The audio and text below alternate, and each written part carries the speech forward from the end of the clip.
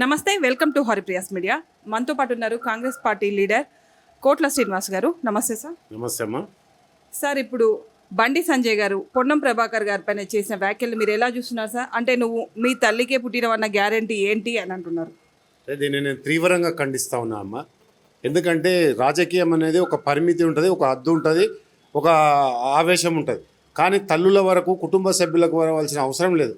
పొన్నం ప్రభాకర్ గారు అడిగిన ప్రశ్నకు నువ్వు రాజకీయంగా సమాధానం చెప్పాలి, కానీ తన తల్లి గురించి మాట్లాడడం ఆయన దిగజారుడుతనం నిదర్శనం.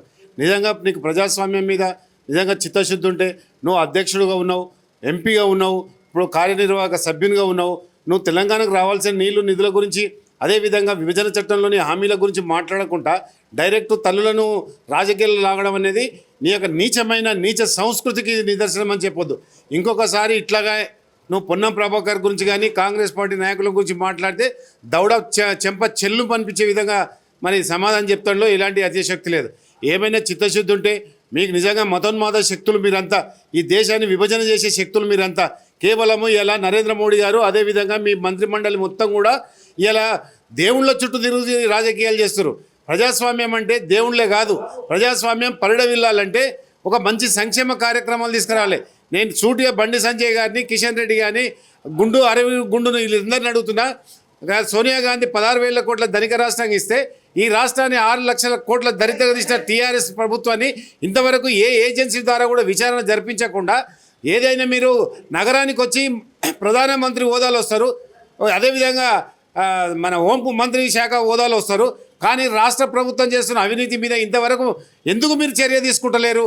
కానీ మా నాయకుని పట్టుకొని మా బీసీ మంత్రి అనే నీ అహంకారం, నువ్వు కూడా ఒక బీసీవే, కానీ ఒక బీసీ మంత్రిని పట్టుకొని తల్లి గురించి మాట్లాడతావా?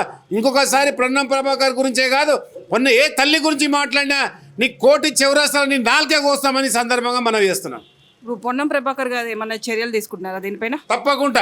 తప్పకుండా కాంగ్రెస్ పార్టీ నుంచి చర్యలు తీసుకుంటే, అవసరం అనుకుంటే ప్రాసిక్యూషన్కు వెళ్తాము, అవసరం అనుకుంటే పోలీస్ స్టేషన్లో కంప్లైంట్ కూడా ఎన్నిక రెడీగా ఉన్నాం. దీప్దాస్ మున్షి గారి పైన ప్రభాకర్ గారు, బీజేపీ పార్టీ లీడర్ ప్రభాకర్ గారు చేసిన వ్యాఖ్యలను ఎలా చూస్తున్నారు? అంటే బెంచ్ కార్ తీసుకొని పదవులు అమ్ముకుంటున్నారు. ఇప్పుడు దానికి సంబంధించి మా వ్యవహారాల ఇన్ఛార్జ్ మున్షిదాస్ మున్షి గారు ఆల్రెడీ పరువు నష్టం దావా వేయడం జరిగింది. ఆమె 3 రోజుల టైం ఇచ్చింది ఆయనకు, ప్రభాకర్కి, మాజీ ఎమ్మెల్యేలకు. 3 రోజుల్లో మీరు ఆధారాలు చూపించకుంటే నేను చట్ట ప్రకారం చర్య తీసుకుంటుంది. ఆమె ఈరోజు నోటీసు పంపించింది కనుక అది కోర్టులో ఉంది కాబట్టి కోర్టు నిర్ణయం ప్రకారమే జరుగుతుంది. కానీ ఏ ఆధారం లేకుండా ఇచ్చిన వాళ్ళు ఎవరంటే చెప్పాడు, తీసుకున్న వాళ్ళు ఎవరంటే చెప్పాడు. మరి అంత పెద్ద కారు దాదాపు 20 లక్షలు. ఇప్పుడు అవసరం వచ్చినప్పుడు, టైం వచ్చినప్పుడు చూపిస్తా అంటుండగా ఎందుకు అవసరం ఎందుకు? నువ్వు ఇప్పుడు అవసరమే కదా, ఇది ఎలక్షన్ టైమే కదా. మరి ఏ ఆరోపణ చేసేటప్పుడు ఆధారాలు అన్ని సాక్ష్యాలతో సహా చూపించాలి కదా. లేని నిరాధారణ లేసి వాళ్ళు నువ్వు చట్టబద్ధంగా ఇరుక్కుంటావు. గతంలో కూడా మాణిక్ రావు ఠాకూర్ మీద కూడా ఎమ్మెల్యే సుధీర్ రెడ్డి ఇంకోరు కూడా గిట్లనే వేస్తే ఇలా మదురై కోర్టుకు తిరుగుతూ ఉన్నారు.